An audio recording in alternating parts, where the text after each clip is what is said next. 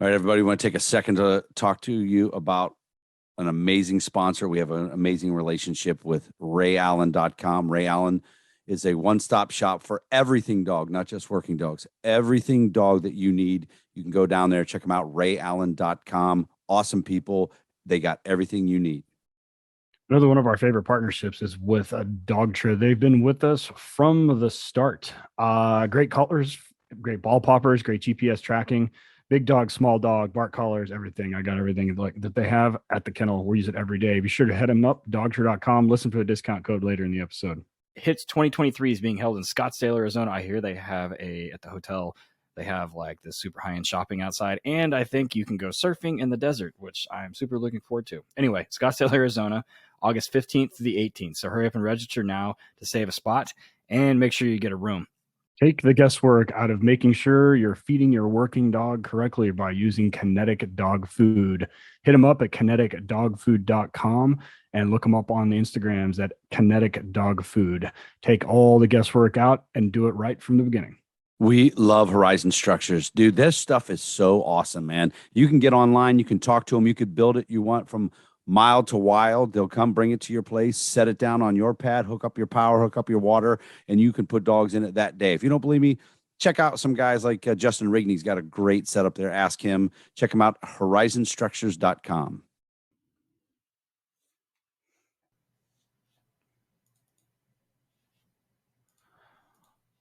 All right, Working Dog Radio, broadcasting the bite. I am Ted Summers from Tulsa, Oklahoma, as always.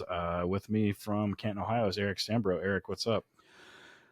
Just finished a handler's course a couple of Fridays ago or last. I don't remember. But so right now, I don't really have anything going on at the fun house. So I'm just bugging the crap out of my pet trainers and running reps and running dogs and kind of picking it back up, helping out and stuff like that. So it's been pretty cool. I don't get to touch as many leashes as I would like to these days, but it was good. I've been doing a lot, and that's it, man. Really, just staying busy. How about yourself? Kind of the same thing. I finished that handler school, and I actually have a gap of about 3-4 weeks for my next one start. Well, from when that went into the next one. Next one starts on the 24th, so it's just 2 weeks from last week or last Monday. So I got a little bit of time, but I'm finishing up these green dogs. I'm driving to Houston on Thursday, or 2 days from today, to pick up a bunch of green dogs from Europe, bring them back, and start the process for my September-October school. So I'm going to do September, October, and then November, December, and those will be my last schools of the year, but the rest of them are full. So cool. Yeah, I got some seminars coming up for my ecollar.com flick for working dogs. I'm doing one in North Carolina. Supposed to do one in Wisconsin in August. Not sure how the numbers are working on that, but I'll open back up and start doing them. I think I'm going to do them a lot in the winter. I'll do another one at the Fun House. But did you do a supervisor class or something just recently, or going to do one? I was going to, and I moved it to October or November. We didn't have enough time to get it set up, but yeah, I'm doing one in October, November, somewhere in there. I have to get the dates nailed down, but yeah, I was working on it. Oh, cool. Yeah, I couldn't remember what was happening. There's something else I was going to ask you, and I completely drawn a blank, but. So tonight's guest. So we have some females on here before, trainers, decoys, scientists, all kinds of different, and most of them we don't know or kind of ancillary know. Like we had Janet Baker on, and we had heard of her, of course, and we didn't know her, and the episode was great. We've had some other decoys on that we didn't know. We'd heard of, and those were good episodes. But it's been, requested that we have somebody on who is a female and a decoy, and so we're like, oh well, we know immediately who we're going to have, and she has a pretty great accent. So we're gonna introduce our friend Eloise Yeomans. How are you, Eloise? I'm doing really, really well. Thank you guys for having me on, and I'm sorry that you guys do know me. That could sometimes be an issue. So for everybody listening, this is not the canine version of Lock, Stock, and Two Smoking Barrels. But Eloise, where the fuck are you from? So I'm actually from a little town called Watford. It's North London, pretty much. Yeah, that's pretty much it. And I moved over here 8 years ago. I say here, Tennessee, of all places. And now I'm just hanging here with all of you guys, just blending in like the little red coat I am. So for those listening, like Eloise is one of our decoys and one of our decoy instructors for at HRD. And I swear to God, like every time I see you in person for like the first 5 minutes, I'm like, I kind of look at you and I'm like, I'm trying to read your lips. I'm like, what the fuck are you saying? I feel like Burt Reynolds. I'm like, you people invented the English language. You can't speak it. Like, what the fuck? So, right. Literally, I just watch people's faces and I can see them like, it looks like they're having a seizure. Really fun from my end, of course, and then I have to come back and slow down, put on a little country accent, and they start to understand. So it's a work in progress. The British country accent. Excellent. It sounds Australian, apparently. I don't know. So just to explain some things to you guys that are listening. So we met Eloise a long time ago, and she has come to HRD seminars. She has worked with me several times at in Indiana at a function, and some other things she's done with us, and some other police canine dogs that we deal with.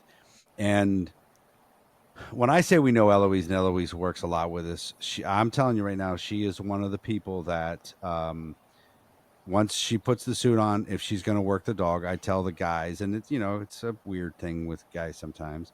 I say, listen to what Eloise tells you. I'm leaving. I don't need to be standing here. I'm not worried about it.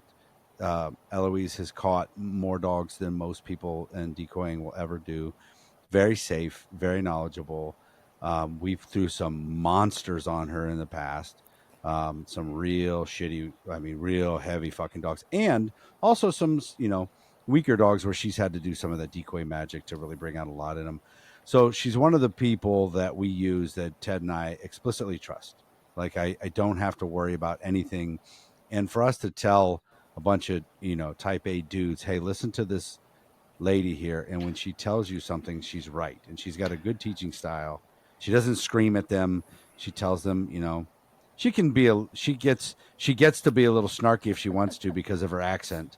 If she calls you a right cunt, that's, actually good if she calls you that. So it's actually a cheeky cunt. Cheeky cunt is usually. I think right cunt is Australian. So, cheeky cunt. Yeah, exactly. Endearing term. My favorite story is we were at an HRD and I don't remember where the hell we were. Anyway, one of the handlers comes up to me and he's like, hey, my dog bites hard. I'm like, oh, okay. I'm sure he does. They all bite hard, like whatever. He's like, no, seriously. He says, nobody wants to work this dog in the training group. And so, because one of the things we talk about is like having long bites. You know exactly which one I'm talking about, don't you? Yes, and the dog's name is Dono. And it turns out it's short for Don't Nobody Want to Get Bit because he was a fucking donkey.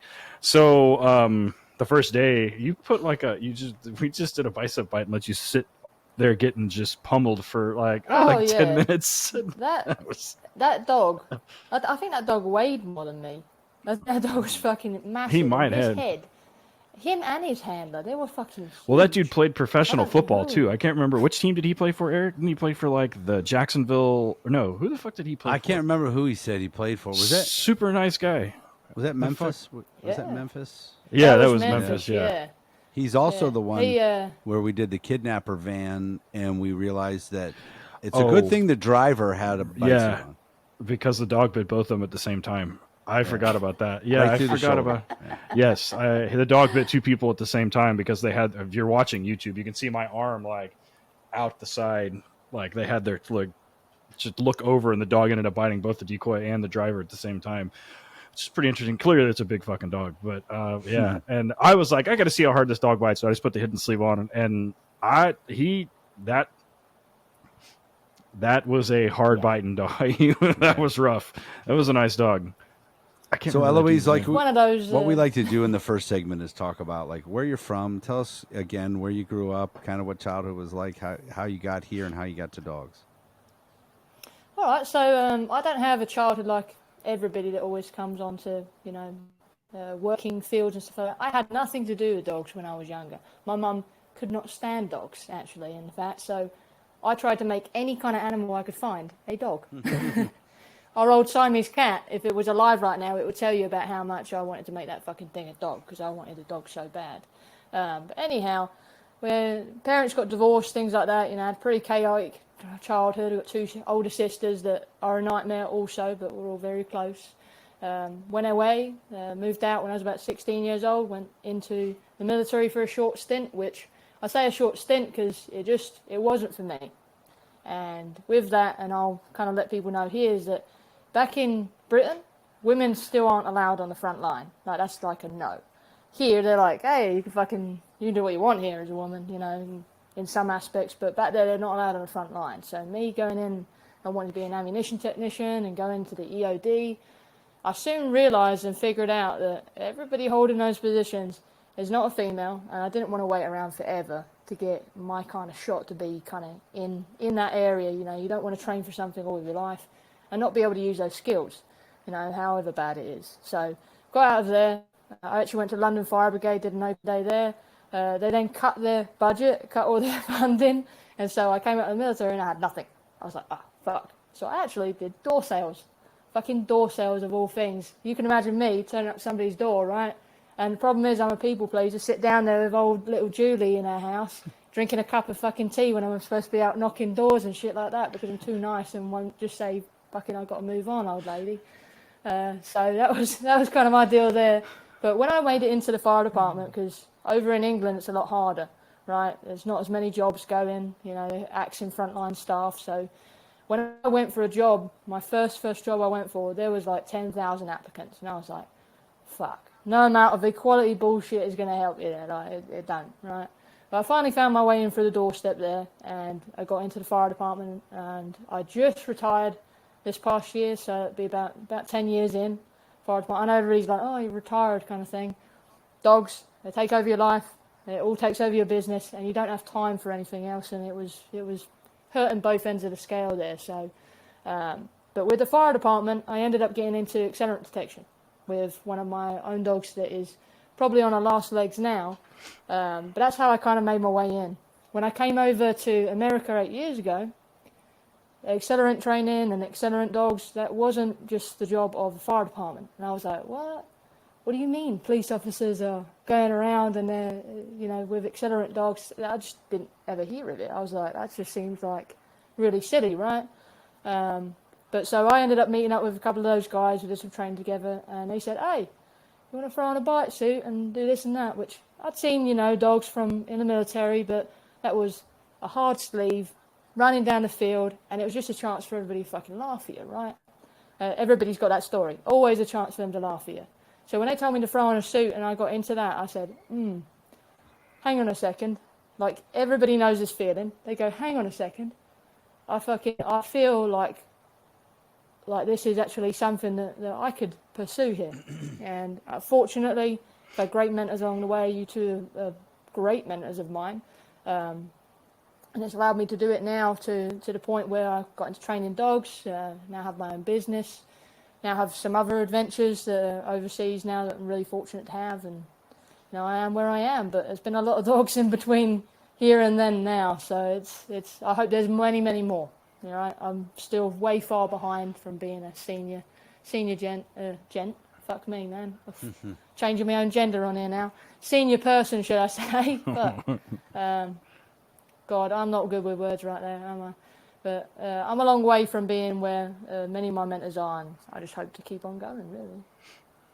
Hope that kind of explains that one. So back in the day when I was at the police department, the chief called me one day, and he's like, hey, the fire chief called me, you think you could teach an accelerant dog? And I was like, I've never done one, but odor's odor, as if people have said. I said, I could probably figure it out. Let me do some research. And I contacted a buddy of ours who works for the state fire marshal's office, and he goes, yeah, don't fucking do it, dude. He goes, don't do it. He said, State Farm Insurance gives away free Accelerant dogs and free training. And then I think Yes, they're they maybe do. in Alabama or Georgia. And then there's another one I think in Maine, one of the other insurance companies does. He goes, you Yep. have to become a scientist. You have to understand what things are made of. The dogs can't eat out of certain bowls and they got to do the food thing. And he goes, don't fuck with it. Just let them go down and get a free dog from State Farm and go to school. And then you won't have to deal with it. I'm like, oh, that's easy. I don't want it to be a huge pain in the ass.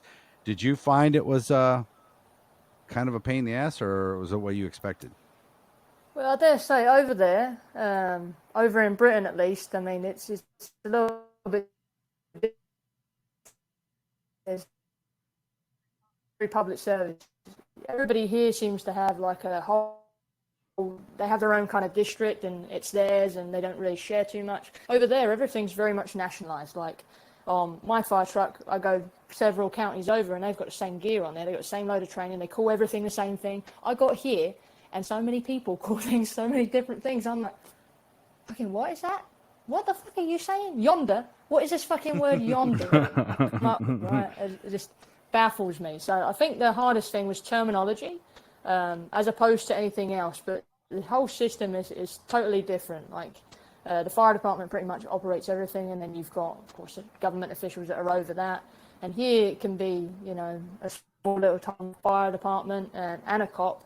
That's all a part of the whole process, and it's everybody is doing something different sometimes. And like you said, State Farm owns it. They really do. They've got a very good program, honestly. Pay for everything. Isn't it like, I'm trying to remember how many odors there are too. There's like 30 fucking odors that are unburned, and then you've got to have those burned as well. So it's like 60 fucking something ridiculous.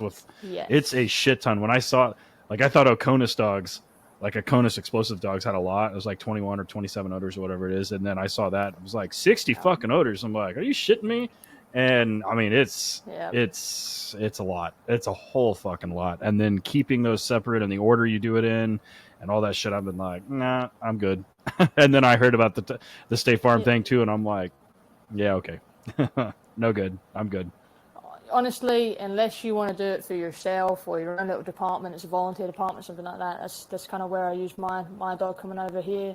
There really isn't a sense of going through all of that just to constantly be having to answer everybody's, oh, well, how do you know the dog's this, or how do you know that? It's just constant headache, right?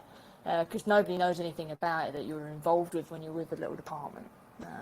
They're just this little dog that you. Yeah, we haven't had any Accelerant dogs on, dog handlers on, or dogs. They told us no also.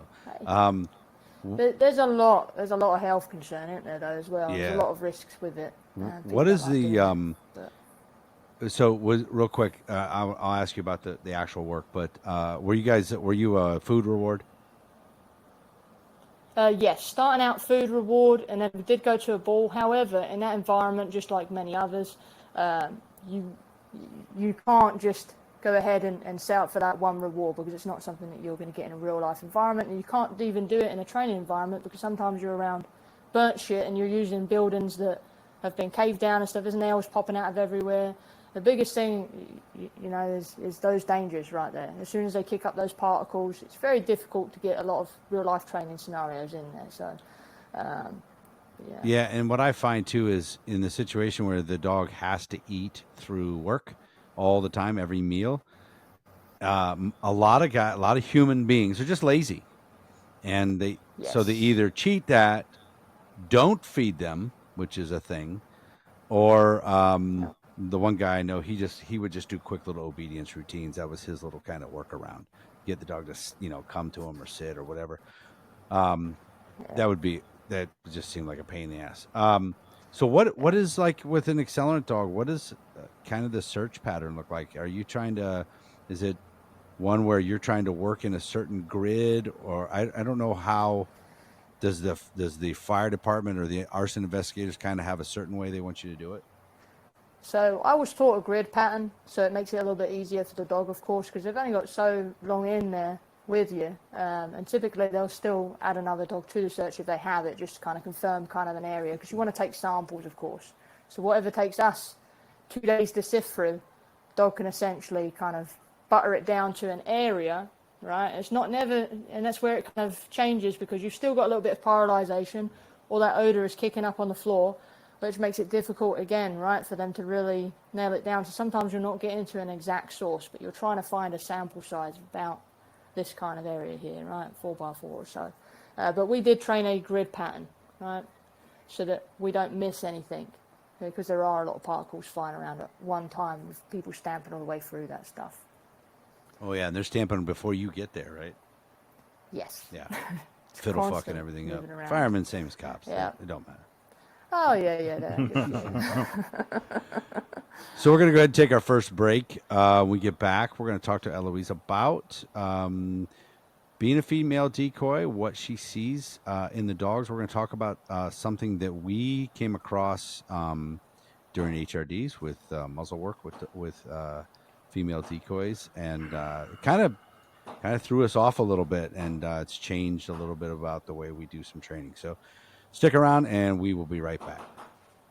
All right, one of the largest conferences in the country, HITS Canine Training Conference. It's America's premier canine training seminar, packed to the brim with the world's best instructors, and me and Eric, all covering important topics. There is no better place to learn and no better place to network with other handlers, breeders, trainers, and vendors. HITS 2023 is being held in Scottsdale, Arizona. I hear they have at the hotel, they have like this super high-end shopping outside, and I think you can go surfing in the desert, which I'm super looking forward to. Anyway, Scottsdale, Arizona, August 15th to the 18th. So hurry up and register now to save a spot, and make sure you get a room.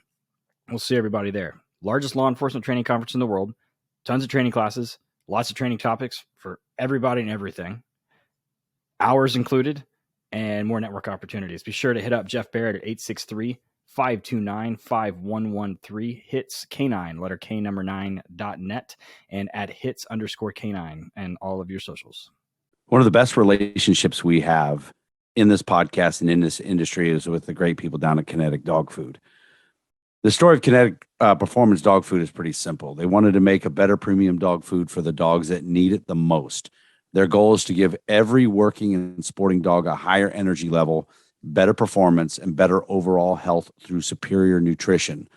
So they formulated a line of food based on what they considered to be the optimal profile of a performance dog. They've done tons of research on this. This isn't their first rodeo. These guys know what they're doing. If you're a kennel, they will come to your kennel. They will see the problems that you have. They will check out what works for the dogs that you have.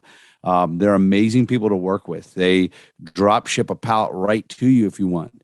I know a lot of guys that use them. There's a bunch of different formulas on there, and 32K might not be for your dogs. Maybe the 26K works. They can adjust it. They'll give you the right ideas what to do in different parts of the year. Winter's different than summer. It's really a well-run, good dog food company, kineticdogfood.com. Be sure to check them out on social media too, man. They're amazing folks, kineticdogfood.com. So my entire time that I was a handler or a trainer in law enforcement, the cars at my department, in the departments that I trained, all had American aluminum accessory kennels in the cars. Different cars, man. Dodge Chargers, all Ford models, some Chevys, SUVs, cars, everything. We loved American aluminum accessories. It's a great product, a great company. They've been serving canine law enforcement community for over 20 years. If you check out their website, EZ, that's the letter Z, ezrideronline.com. They got testimonials. They got videos on how to. They got a list of everything they have. Just today, we made a post on the Working Dog Radio social media showing a dog that survived a really bad crash because of the American aluminum kennel in the back of the car. Check them out online, guys. EasyRiderOnline.com. Just let them do their thing, man. Whatever car you got for your work, your patrol car, get a hold of them, American Aluminum Accessories, and get the best in the business. Next up comes training courses online from our friends down at Highland Canine Training, Jason and Aaron Ferguson.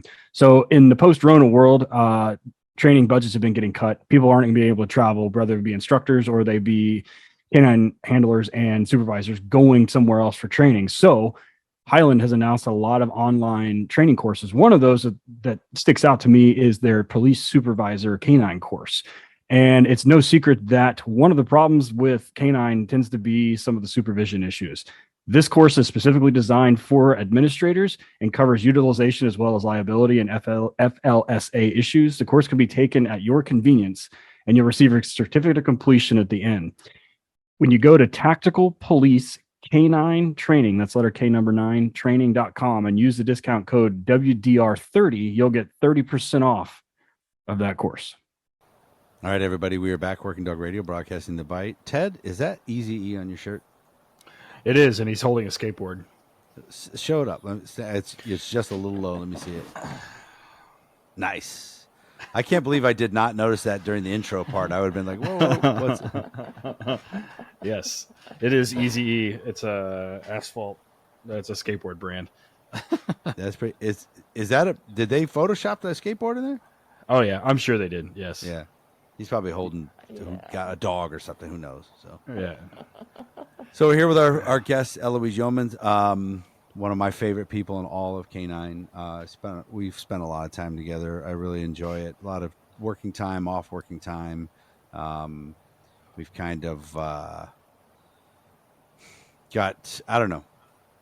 We just run into each other and all over the place, and she's always got her suit. And like I said, it's nice when I'm so like in Indiana, a couple of years that I taught there. The group that they put me with, I have police canine handlers, and we have search and rescue people, and then even a couple of people have a little sport dog with them. Well, I got to set up 900 things, but what I don't have to set up and worry about is the decoy part with the police dogs with Eloise. You guys go do it. I know she knows what she's doing, and it's always super helpful, and I love you. So I love having you around at all times, and you just do solid work. I know some people that down in Tennessee have been very lucky to get to work with you. I've seen the product that you've helped them produce, and it's our buddy Jason, our mutual friend. His dogs come out really nice, and a lot of that is credit to you and your work. So you get that bite suit on the first time. Was it like, oh, this is something I like? Honestly, I expected it to hurt more. I expected it to hurt a whole lot more, and I expected to be like, because you see fucking people, they're like, crying and bitching and moaning and stuff like that, but they're just being pussies. I mean, it doesn't hurt that much in that sense anyway. If you're set up for success, if you don't have an asshole, which luckily I had good mentors, right? They weren't just setting me up to look like an ass. But yeah, it made me feel at home immediately, honestly. That's great. So, her bite suit has the what do they call that? What's the Union Jack? Union Jack. That's it. Got the Union Jack on the back of it. Now you don't even know what it's called. I know. I have a brain problem. I hope no British people fucking listen to this, because they're gonna say, "Who's this that cunt on there? motherfucker?" I don't know what he's talking about. Yeah, the British still know motherfucker, so they can. That thing has got to be on its last leg, though, right? Oh yeah, definitely. I've got to definitely get some things.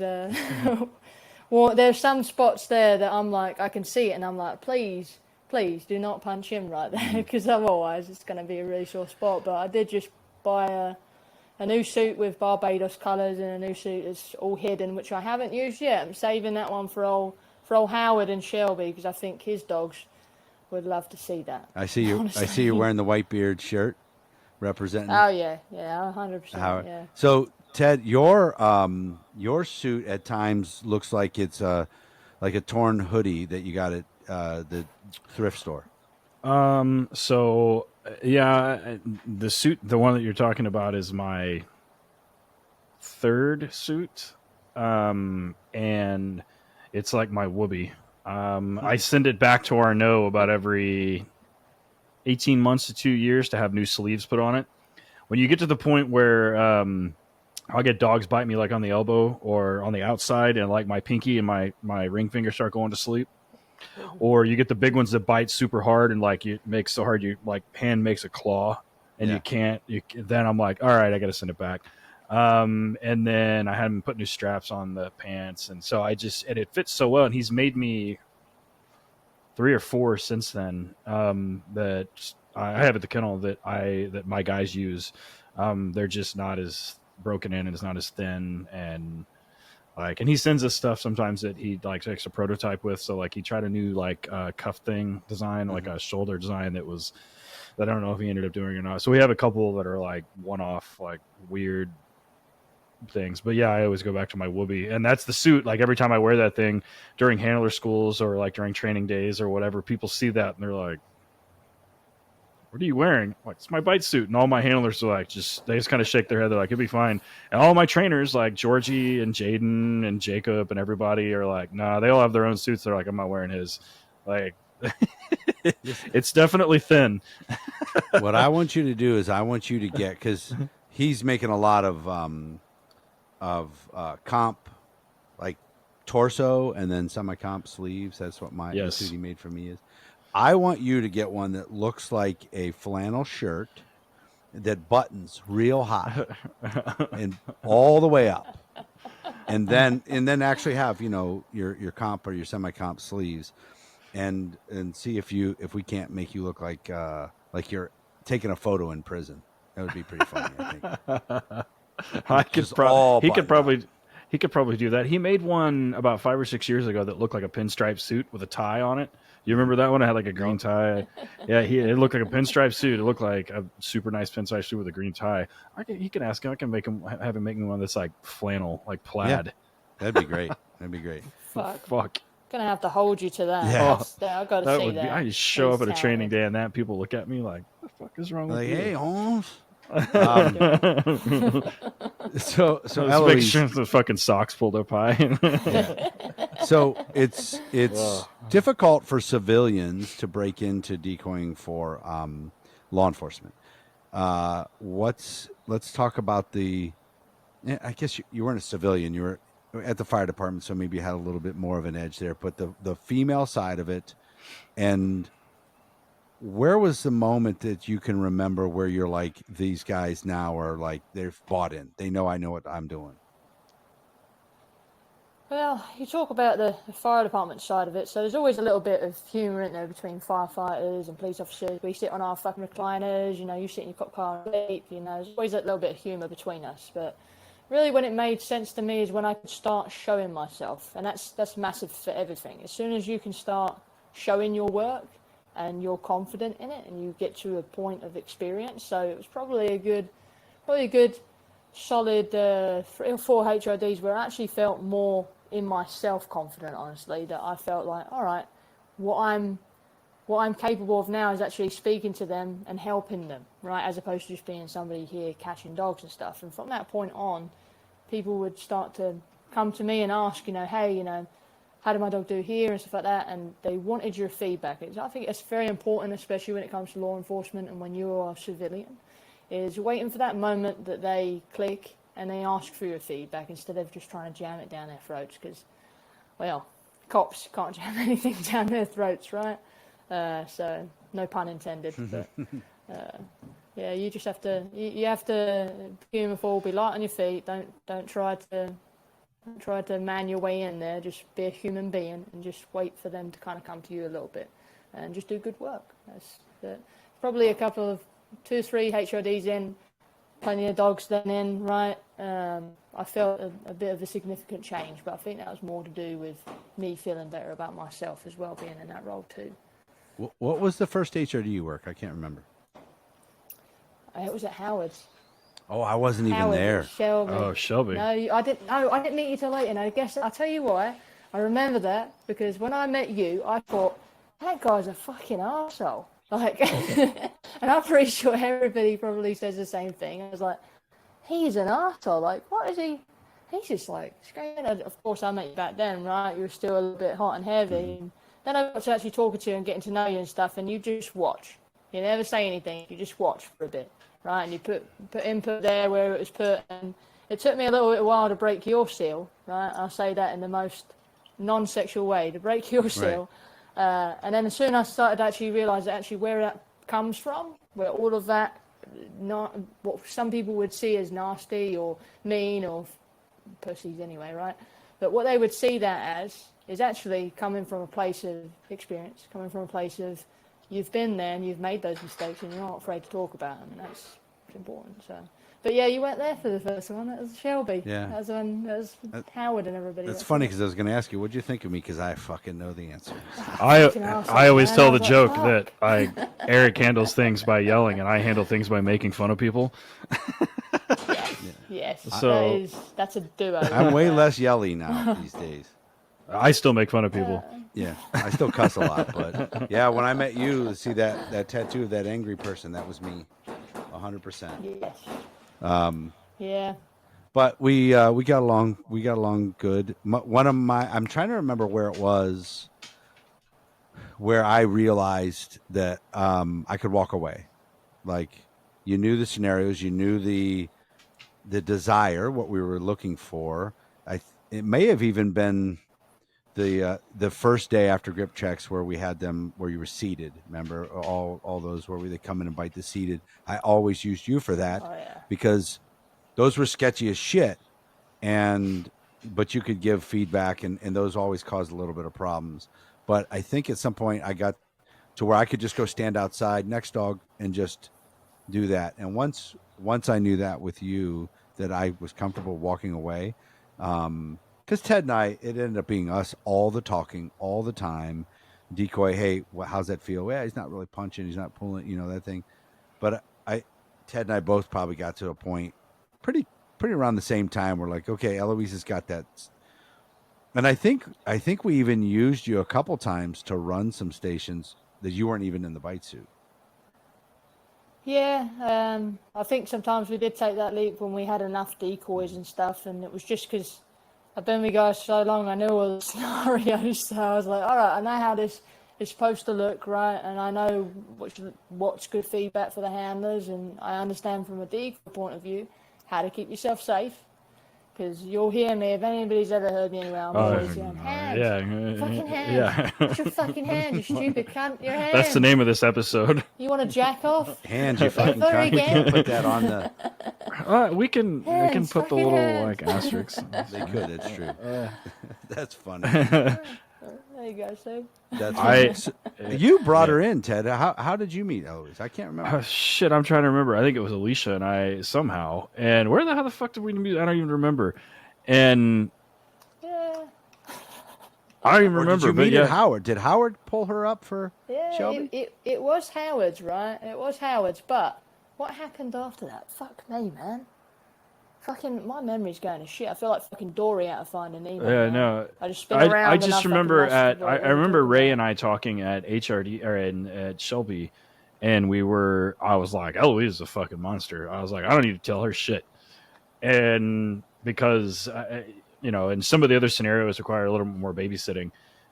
So the ones that required more babysitting, like I had you on so that I could babysit handlers, or that I could do my job and not have to fucking tell you how to do yours. And so yeah, I started immediately using you for scenarios that I knew were fucking squirrely, and I'm like, here's what I need done, and you're like, got it. And I'm like, and I didn't have to fucking say anything else, and we were good. I was like, it's only got to say it once. The best thing with you, Ted, that I can always remember would be your little giggles, man. He'd I didn't even see Ted, right? He'd just be sending in hands like, right, next one up, right, next one up, next one up. And then I'd hear, as soon as I get here, I go, fucking hell, that's a monster. Just from in the background Exactly. somewhere. In the dark, you laughing can't his even head see him off, like some right. weird little imp. Exactly. Yeah, it's nice. It's nice when you can laugh and not be like, oh, 1 minute, are you actually fucked up in there or something? Do I have to do something? No. I'm usually the one that's like, you're fine, you're not gonna die. Or it's fine. In fact, I'm getting that tattooed on my knuckles. It's going to say it's fine because I say that all the time. My handler or my decoys at work or at the kennel now, they get fucking smashed by some of our dogs, and they're crying about it. I'm like, you're not going to die. You got a bite suit on. You're fine. Don't worry about it. And I say to everything, you'll be all right.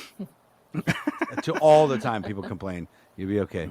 I said it to a guy driving slow on his motorcycle, and I was a little close to him, but he's doing 14 miles an hour. He turned and looked at me. I go, "You'll be okay. Speed the fuck up."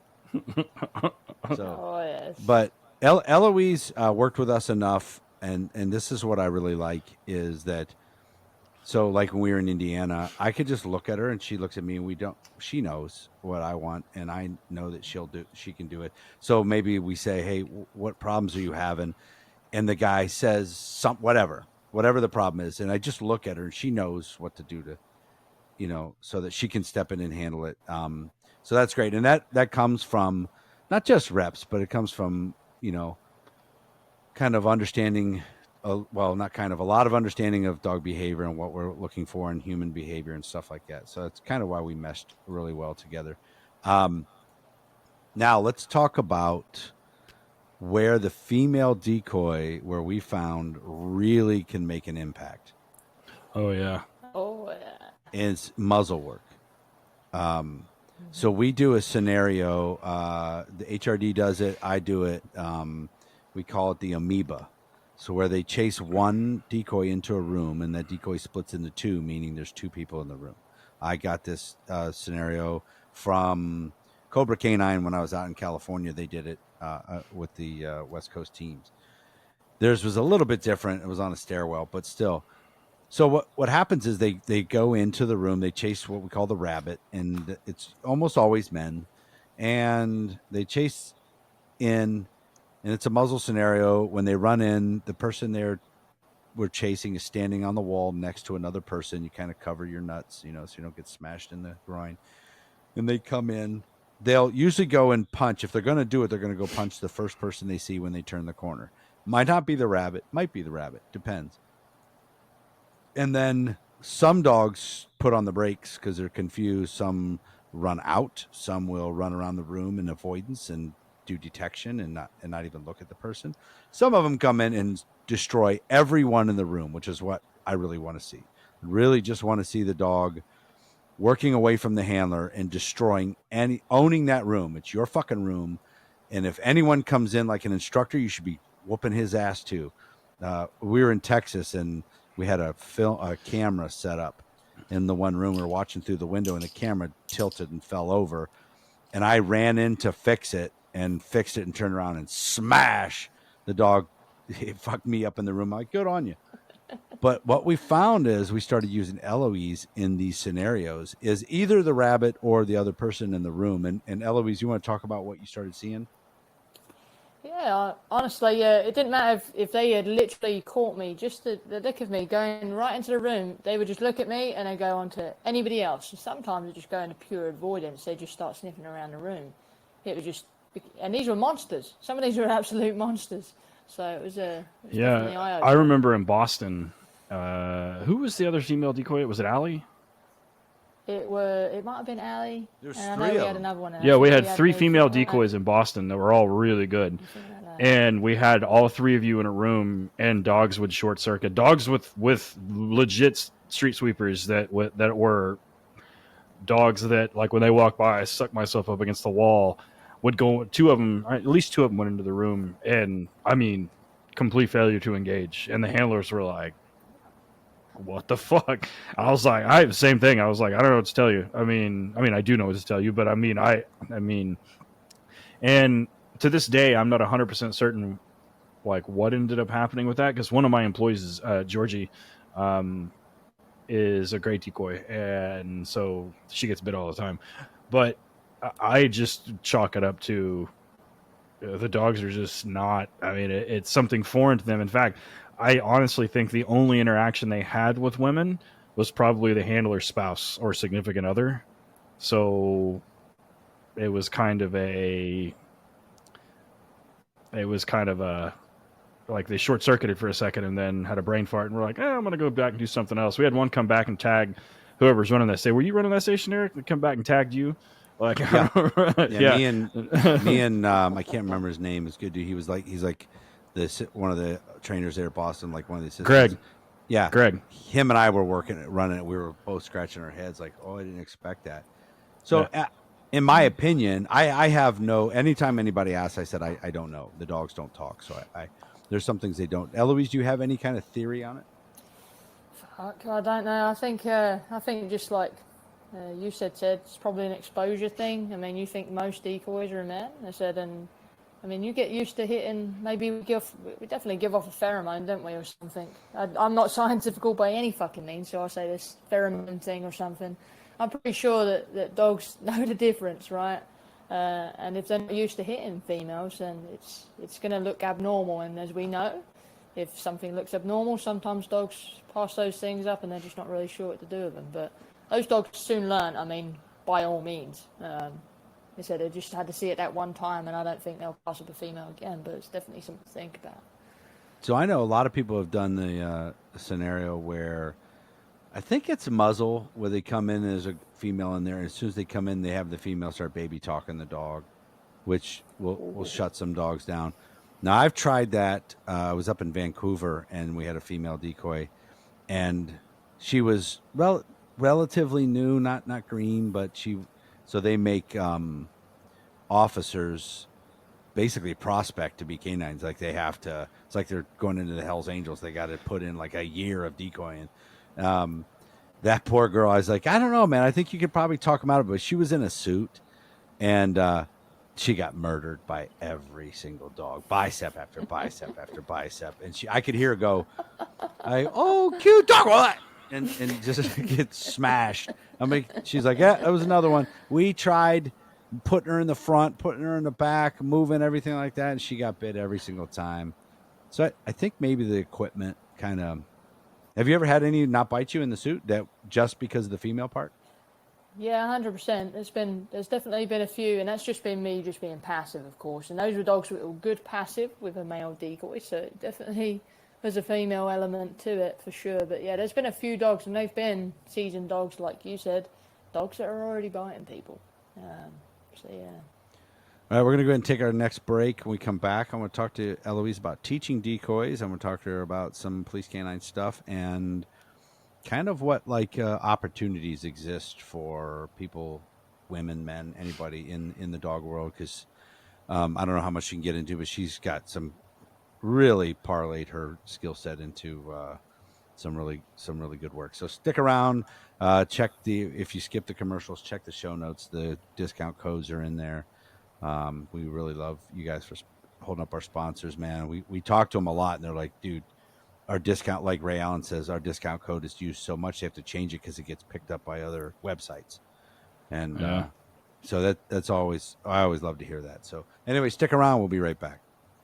All right. We love the Perkinsons down in North Carolina at Highland Canine Training. They are great people, great trainers. They got a good business model. They're awesome folks. We've been with them for a long time. They're also super smart, and they understand that a lot of agencies are struggling to have manpower, so they're not sending people away for training. You guys have been there. You put in, denied, lack of manpower. So they've created an online course section of their website, tacticalpolicecaninetraining.com. You get on there under training, the online course. But here's the best thing is they offer a canine supervisor course, which we know a lot of police canine supervisors don't get to go to training. They don't know as much as they should. Right here online, the course discusses topics such as proper selection of dogs and handlers, proper deployment, effective allocation and utilization, as well as liability and the FLSA issues, which we know is where all the legal stuff comes from, interdepartmental. The course can be taken at your convenience, and you will receive a certificate of completion at the end. They're offering an amazing discount, guys. 30% off using the discount code WDR30. It's a no-brainer. If you're a police supervisor and you guys have manpower issues and you can't go, get on tacticalpolicecaninetraining.com under the training tab. Get on that supervisor's course, man. I'm telling you, it's a smart decision. All right, guys, we're going to take a quick break for just a second and talk about Dogtra, one of our favorite sponsors. Dogtra's been committed for over 20 years to crafting dog training e-collars to perfect and precise fit and finish, intuitive design, and accountable performance. The Dogtra 1900S e-collar is one of my favorites, and it demonstrates what they strive for, an ultimate dog training tool that is durable, dependable, and designed for the most demanding conditions, which I can attest to because I tear stuff up frequently. My favorite's the 1900S Black and the 1900S Hands-Free, which I use all the time. Check it out at Dogtra.com. Be sure to use the discount code WDR10 for 10% off any single item over $200. That includes the 1900 and the 1900 Black. It's no secret that we love Ray Allen Canine Equipment. We use their products every single day. The mission statement says it all: to be a world leader in quality and innovation of professional canine equipment for police, military, Schutzhund, and ring sport, to exceed our customers' expectations and deliver on time every time. at a fair price. We full-heartedly believe they've held to that, since it is our go-to one-stop shop for everything canine. Not everything canine alone, guys, dogs in general. If you train dogs, if you have a dog, everything you need for dog or canine, check out Ray Allen Canine Manufacturing, rayallencanine.com. Use the discount code WDR10 for 10% off. Super excited to have American Aluminum Accessories on board with us here at the podcast. These guys manufacture a wide variety of products, from high quality cam locker toolboxes to an extensive line of products designed to meet the ever-changing needs of the law enforcement community. Around 1992, due to the demand for safe and secure transport for a local law enforcement agency's canine unit, they introduced the very first in-vehicle Easy Rider canine container. So it was basically what we now call just our inserts. They have continuously grown and expanded the products, catering to the needs and the wants of their valued customers and high-profile clientele, and catering specifically to law enforcement. Over the years, as the needs have changed for law enforcement, they've evolved and expanded the products to include inmate transport systems, the canine training aids, which I use quite a bit of, canine inserts. Every one of my guys has one of those things. And if you're not even have to be in law enforcement, I have several friends that are civilians that work lots of dogs that have the inserts put into their cars too. So if you got one that fits, you can do it. They also do contraband and animal control systems, just to name a few. So be sure to hit them up. The website is Easy Rider Online. So that's the letter E, the letter Z as in zebra, rideronline.com. If you're looking for them on Instagram and Facebook, it's American Aluminum Accessories. Feel free to hit them up there too. So our first and oldest sponsor that's been with us from the beginning is Arno out at ALM, out there in Las Vegas area. Arno is a great dude. He makes great stuff for police work and sport work, suits, tugs. I'm telling you right now, his tugs are the best in the business. You can't get any better. Multiple colors. I buy boxes of them from him and give them out to everybody. I've got a bite suit from him. Love it. I've had it for a little over 3 years, and it's holding up like a champ. Ted's got a suit that he's had forever from ALM. We wouldn't go anywhere else, man. We love it. Arno is such a good dude. His ALMcanineequipment.com is the website. Get on there. He's got pre-made suits. He can do custom suits based on your measurements. He's got stuff already made up. If you kind of get a kind of generic large size, maybe for everybody, the colors he has, man, is really cool. He can put a lot of stuff on those suits. Check him out. ALMcanineequipment.com and use the discount code WD Radio for 10% off. Running a kennel is one of those things that I always worry about, is cleanliness and safety of dogs. And it seems like it's an ever-changing issue, being able to house dogs and move things around and everything else. So the guys at Horizon Structure make this as easy as possible. Literally, the only thing you have to do is have water and power hookups, and they deliver it, and you can put dogs in that day. And it comes on a trailer. They just drop it off. You plug it in, put dogs in it, and you're ready to rock. You keep them clean, you keep them safe, you keep them cool in the summer and warm in the wintertime. And it's completely custom. You can go complete mild to wild. I've seen some that were stainless steel all the way from top to bottom on the inside. And then I've seen some for a bulldog breeder that, had smaller gates because those things can't jump. So if you reach out to them, they're sitting there waiting for you to call and help you through the custom design process. They have everything from 2-dog ones up to, I want to say like 18 or 20. It's you can put a lot of dogs, indoor, outdoor runs. So anything you've ever dreamed of, they've got it, have done it, or can do it. So they've taken all the guesswork out of building it. Everything is pre-done to your specifications, and it's assembled, dropped off, boom, you're ready to rock.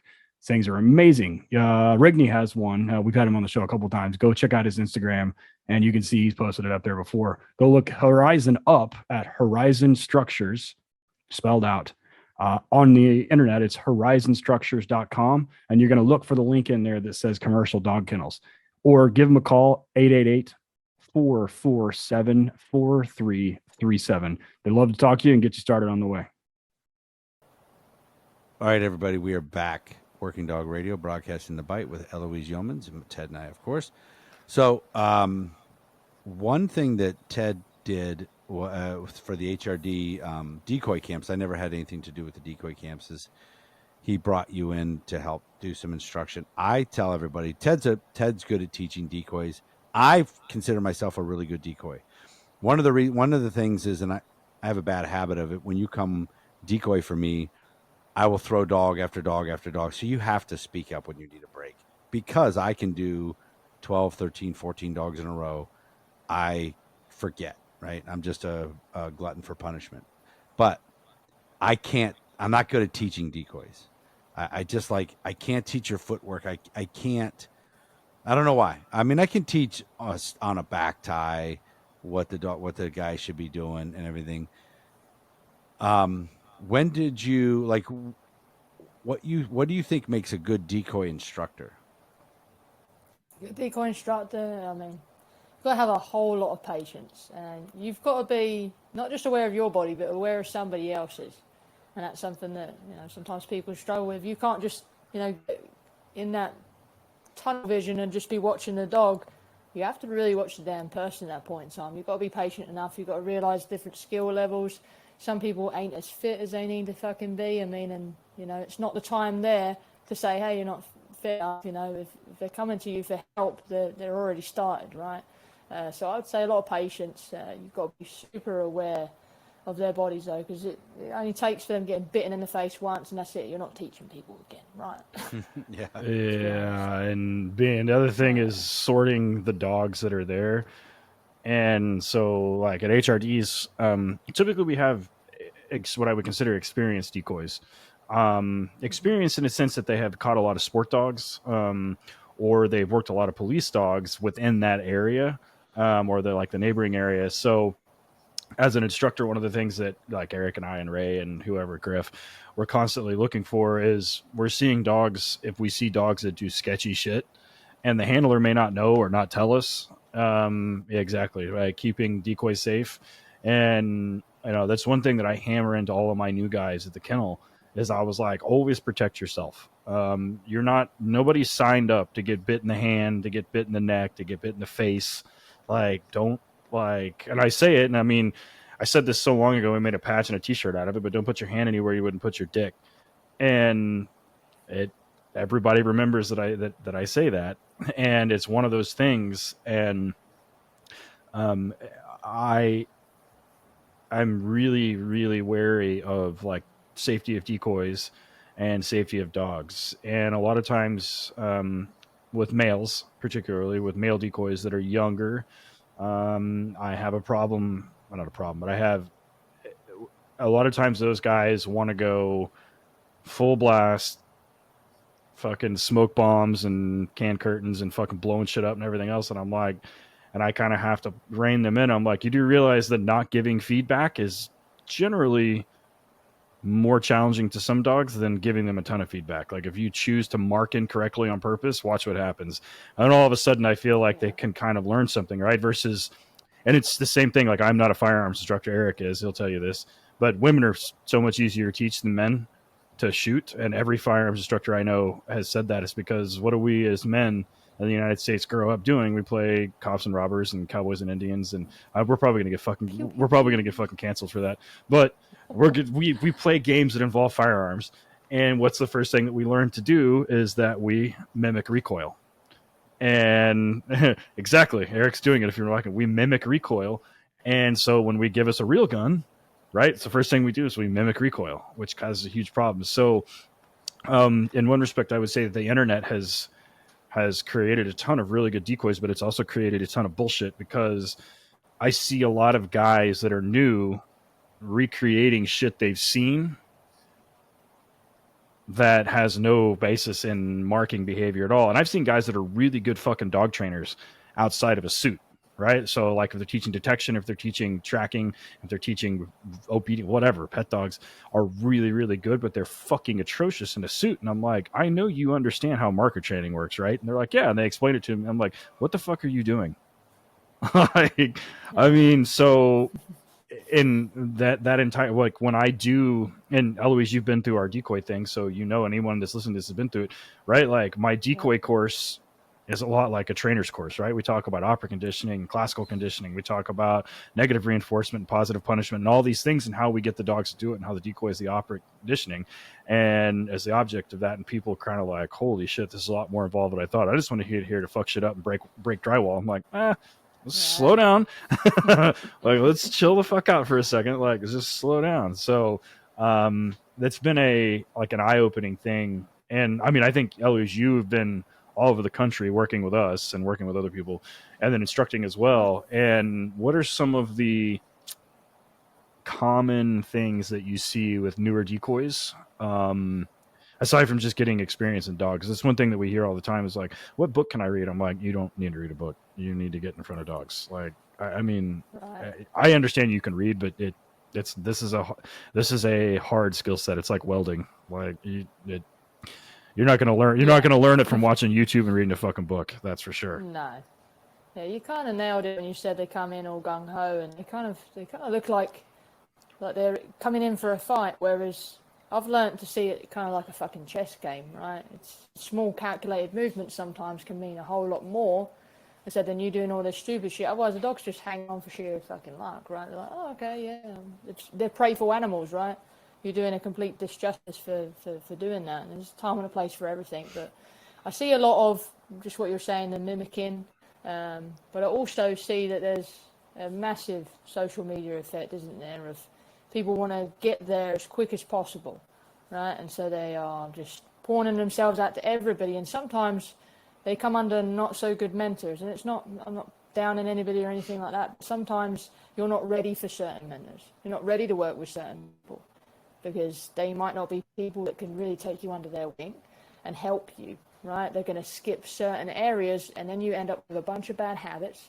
Then you come to the HRD or something and you fucking get bit in the hand or something like that, you know, because you look really, really good, but those little tiny unique things that make you safe, that make you understand the dog, and make sure that there's progress there and you can relate to what's going on. You're not just kind of following a routine of things. So sometimes those things get skipped.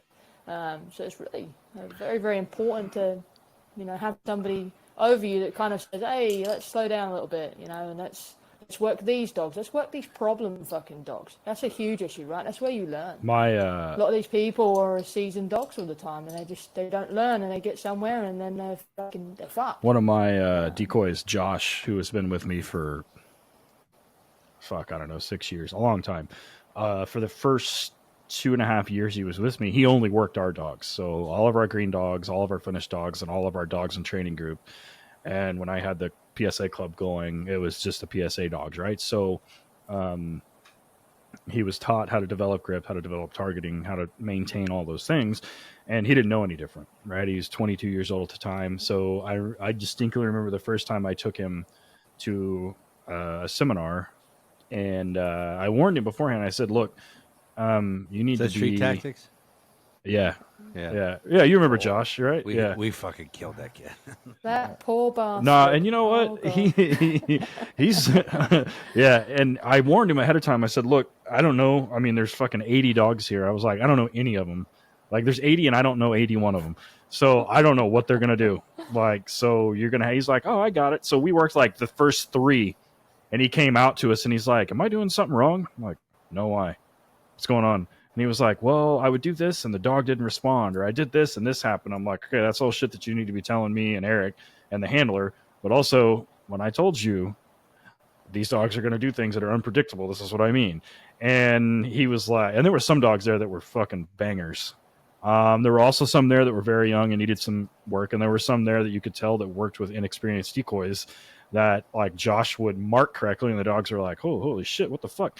And all of a sudden the dogs in a few reps would get super strong. So the best advice I always give to decoys, like if you want to get good, is travel. Like go and work with as many people as you can, as many trainers as you can, as many dogs as you get in front of, because you will see some things that you're like, I never want to do that again. And you'll see some things you're like, how did you do that?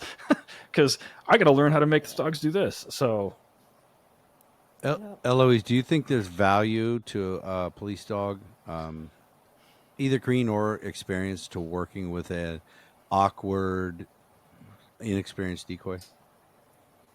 Honestly, when it comes to a green dog, I mean, they need to have a solid foundation, right? First and foremost. So when they are working with an inexperienced decoy who isn't setting them up for success, I mean, you're going to have those problems later on, right? you need to have some sort of mechanics. The dog has to learn how to fight first, right? If they're really truly green, they don't even know how to throw a punch yet. So when you throw somebody in there that doesn't qualify that punch, because we're not really getting bitten, are we? Now, if it's an experienced decoy and they're outside of a suit, I'd say fuck yeah, because fucking dog's going to love it, aren't they? They're going to have a great time with it. But we don't sometimes respond that way because we're still new to it too. And if you get the dog all confused in that moment there in the foundations, they're going to suck, aren't they? They're not going to understand what it is that they're supposed to be doing because it's not natural. What they're doing ain't natural. We're teaching them something that serves our purpose. So I think it's really you've got to be really careful, of course, when you have inexperienced decoys in there. You've got to know where the dog's at and what the dog can take, right? So what the dog can, and if it's somebody you can advise and you can instruct through it, then by all means, but are you going to make progress that way? And so you think about the dog first, decoy comes second, always. Their progress comes second. There's plenty of dogs to work on. That dog needs to get to where he needs to get because it's somebody's life on the line at the end of the day, isn't it? What did you see when you started working with the police dogs? What was something that surprised you negatively and something that surprised you on the good side? It surprised me negatively. I'd say I was a little bit more surprised that there was a vast amount of dogs that just weren't prepared. And I won't say that they're shit dogs because they're not shit dogs. Not necessarily, it's not always that way, but they weren't prepared for what they were coming into. And it was like the dogs didn't want to engage. That's a big problem, right? What really has surprised me is how, when I started, like I said, I got here 8 years ago, and to where I'm at now, the progress that I'm seeing in small town departments and the information gathering, how people are sharing information, like there are so many more people that are asking for things now that I didn't see even just 8 years ago. So that's really surprised me in itself, is just how fast some of those little departments have come along and other people see it and they start getting into it, because it's hard to get people to do that in law enforcement, right? Sometimes they want to stick in their own world. I've seen a big change in that, at least.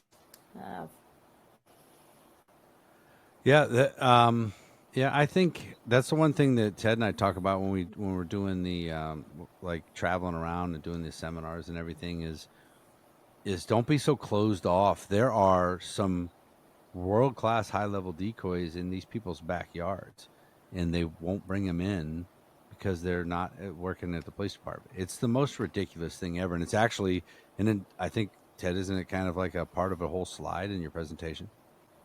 Oh yeah, it's an entire slide. Well, in the HRD presentation, there's an entire slide where I talk about how a decoy will make or break your program, and then I talk about, and Eloise, you can talk to this. Like after 3 days of good decoying, pretty much every dog that goes through HRD improves to some extent, without a doubt. And that's kind of the one thing that, one thing I get asked a lot is, especially for people that are like want to be decoys or are evaluating decoys, they say, if there's two things that we can check to see if a decoy is going to be good for a police program, what are the two exercises that you do?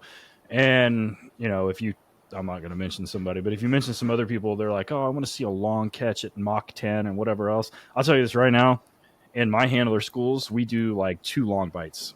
And I'm talking 4 to 6 week school. The rest of them are all long line or all super controlled passive bites in dirty, dark, dank, sketchy ass places, right? So the 2 exercises that I talk about the most with people are the ground fighting exercise, where the decoy has to decoy as well as fucking grapple with somebody, and then a super extended bite, like 6, 8, 10-minute long bite.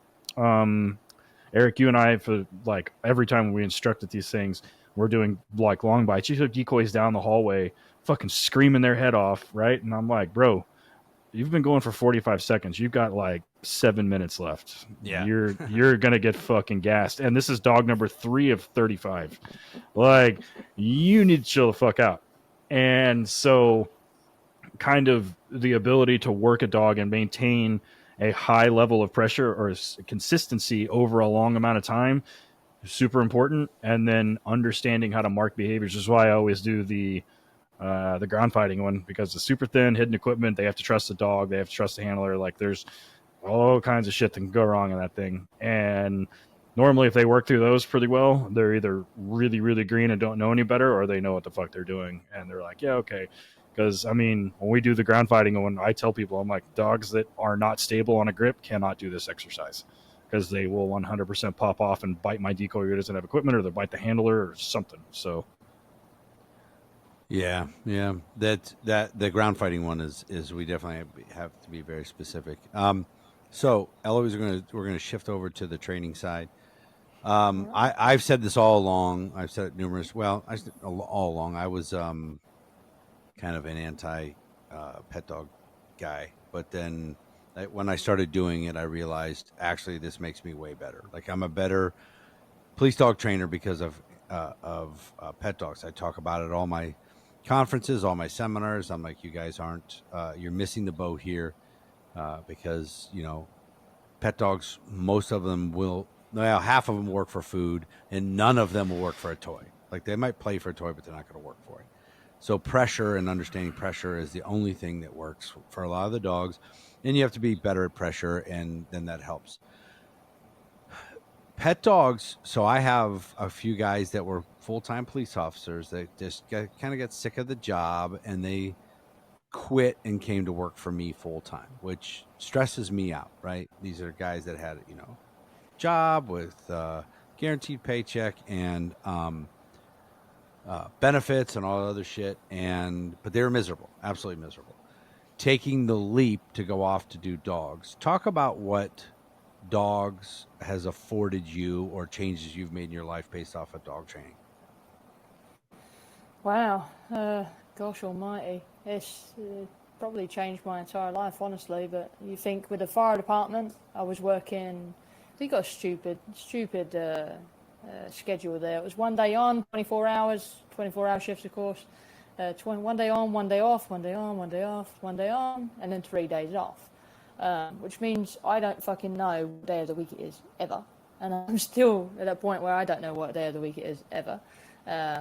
But when dogs came along, and I started getting into dog training, and I started going to several different seminars, I started going to training courses, I started to actually take a leap into that way of life there.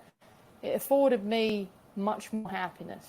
I say that really, really lightly, because fire department, all my buddies there and stuff, it's been a whirlwind, and I've loved it. But there are so many downfalls, there are so many hard times that you see there that will never get better. That will never, no amount of good that you do in that area will ever overcome some of that stuff.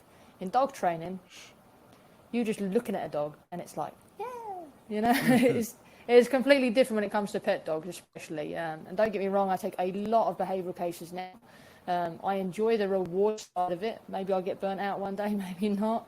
But you can make a lot of changes where I couldn't there before. So it's afforded me a lot of happiness. And nowadays, with my business, which I run everything myself right now, I've had some employees, but I'm not a very trusting person, of course, and I've been burnt a time or two in other areas of life. So I try to handle everything myself, and I've kind of minimized things now. And I'm actually working overseas in Barbados. I have a pretty decent opportunity out there. I have protection dogs out there that I train. I've got a few other clients that have pet dogs that I've imported over, and I'm still going back and forth and working with them. So like I said, now I'm traveling all of the fucking time, and it has been exhausting. But I have seen parts of the world that I never thought that I would ever see. I never thought somebody would call me up one day and say, hey, I need you to bring 6 protection dogs over and train my guys. And when I get there, which the dogs, I won't even go there, right? What happened with that case, right? You hear about protection dogs and people selling things that aren't shit to people that they think don't know any better. And when I got there, it wasn't what it was supposed to be. And here I am handed with these pets, pretty much. And I'm like, I can't fucking do anything for you. But I'll make the most out of a turd, right? I'll make that turd shine, for sure. Used to kind of working with problem dogs, and the police side of things has really helped me with that, honestly. So it just made them as best as we could. Got some of them some different homes and stuff, and they liked what I did so much that they said, all right, we'll do this for real this time. We'll bring in some proper dogs, and want you to keep coming back. So I'm pretty much going to probably have a deal there in Barbados now, probably the next 10 years at least.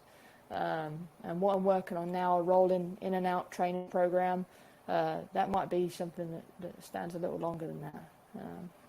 So it's afforded me a lot. So I'm very, very thankful for where dogs has gotten me. Not so bad for somebody who never had a fucking dog growing up, eh? A Siamese fucking cat and chipmunks.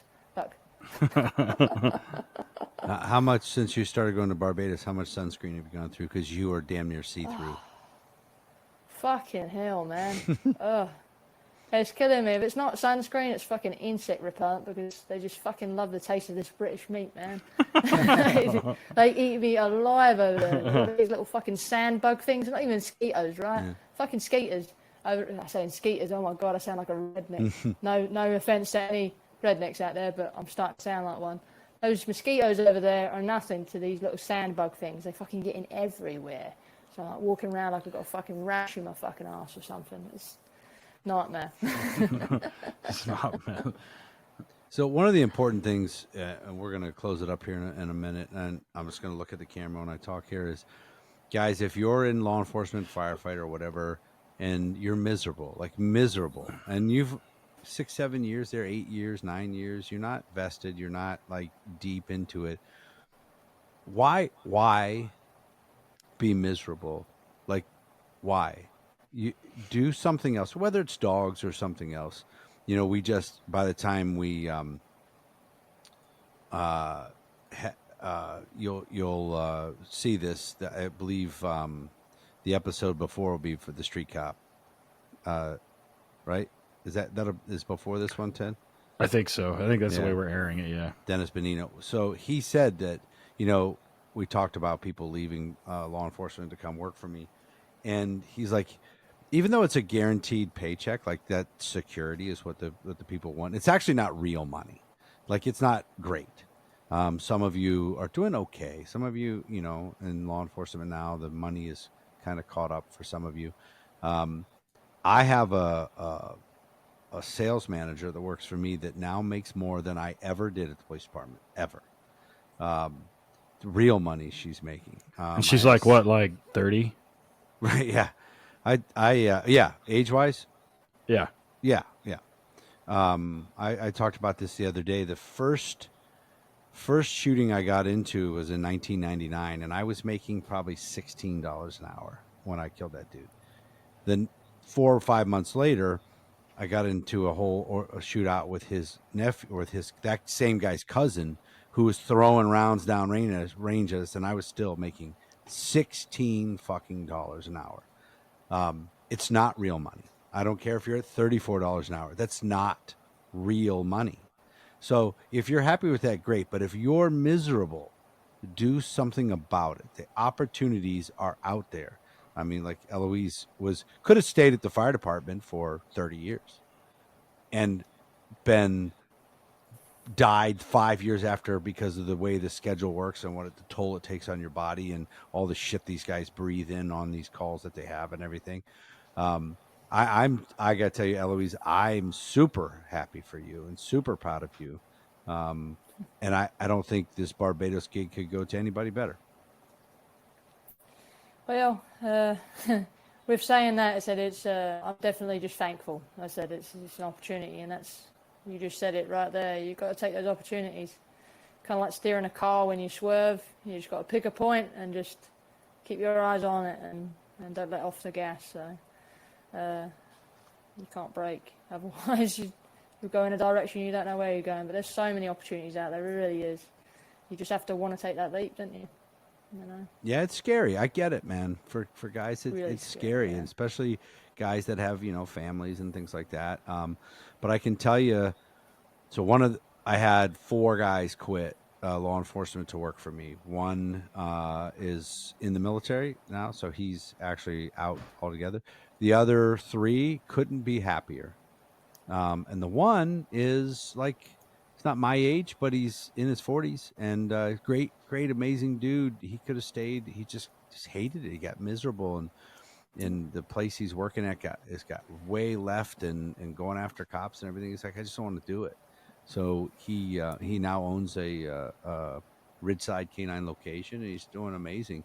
that's a scary leap, and it's a scary sell to your spouse or to your kids and your significant other. I get it, man, but you can't be miserable. You can't do it.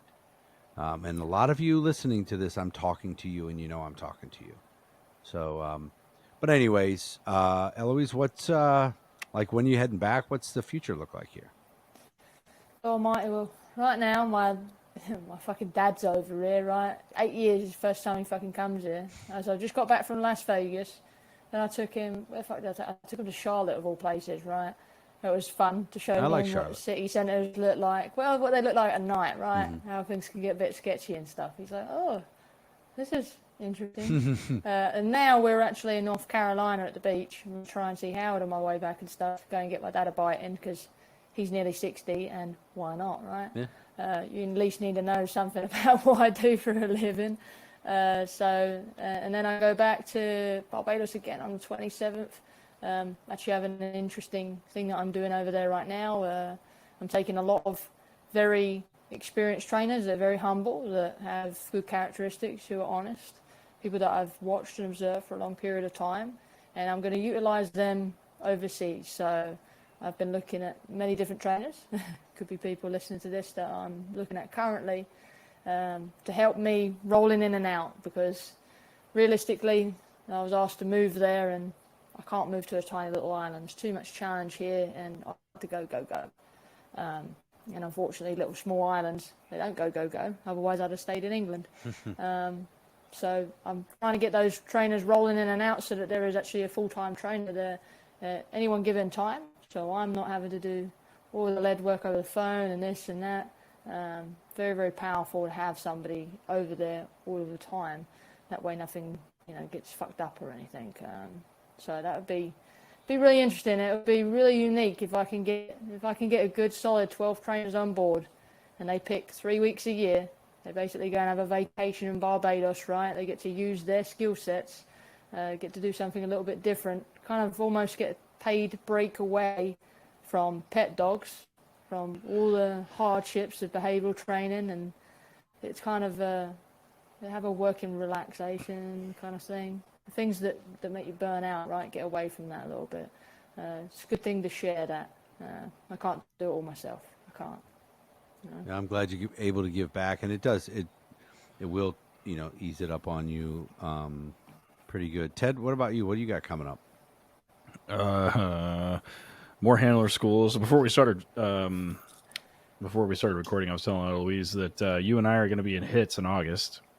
Where multiple people on Instagram have sent me that they do have a wave pool that you can surf in the desert.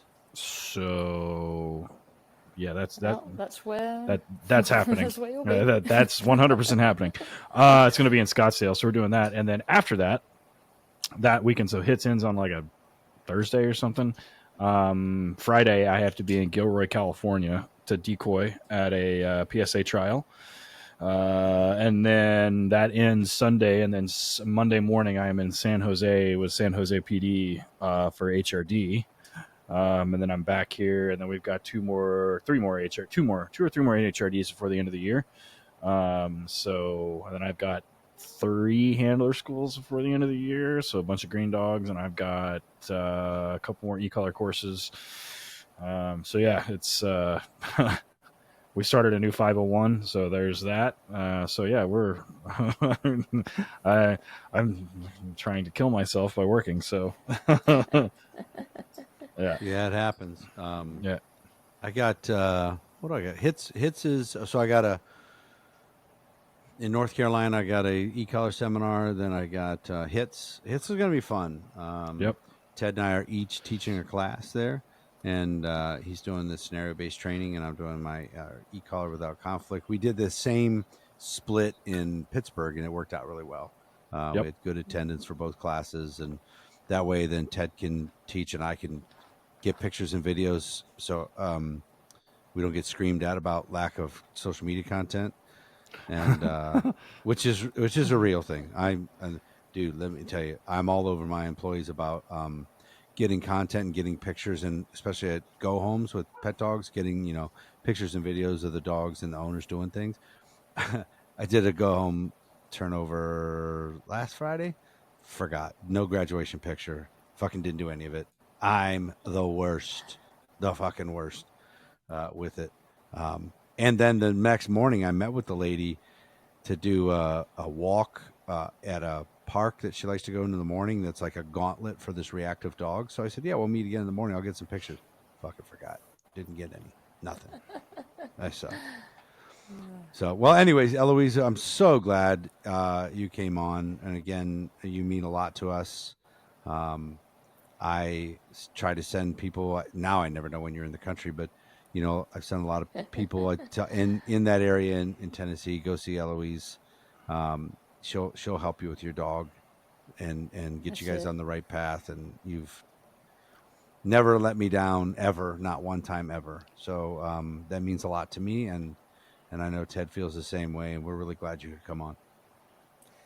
Means a lot to me too. Like I said, it's been a long time running. So with us guys, and hopefully I get to bump into you guys here soon. Maybe in North Carolina, I'll see you there, Eric. It's a possibility right there. Oh, okay, sweet. That'd be great. Yeah, I'm absolutely. looking forward to. Hopefully, I can. If not, we'll figure it out. Yeah, absolutely. Just thank you guys for having me on. I would never have dreamed that you would have asked me to come on your podcast, so that people would want to listen to me. If it's not for my accent, anyway. Right? That is part of it. No. But, All right. Anyways, thanks, guys. And we'll see you on the next one. Excellent. All right.